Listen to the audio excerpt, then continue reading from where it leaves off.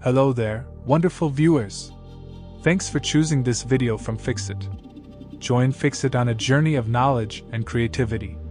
Today, I will show you how to do auto velocity CapCut. Remember to subscribe and click the bell icon so you don't miss any Fixit magic. Let's get started. So the first step is to make sure that the CapCut app is updated. Go to the App Store if you are on iPhone or the Google Play Store if you are on Android and check if CapCut is updated. If it's not, simply update the app. The next step is to open CapCut. Create a new project. This is my video here of a girl dancing, so add the audio that you want to use with the edit. Then select this video, then click on Style.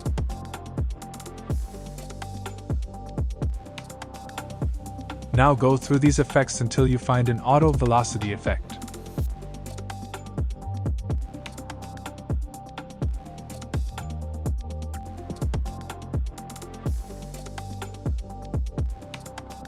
Select the effect and then wait a couple of seconds until CapCut applies the auto velocity effect.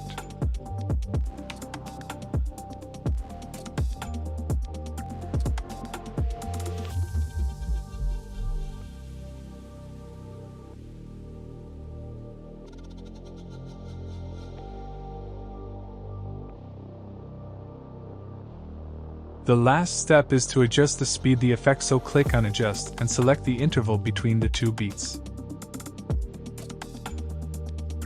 It can be a couple of milliseconds or 1 or 2 seconds, and that's it. Did this video help you? Comment below if I fixed your problem.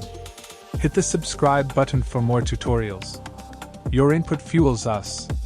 Comment something below you would like to see fixed.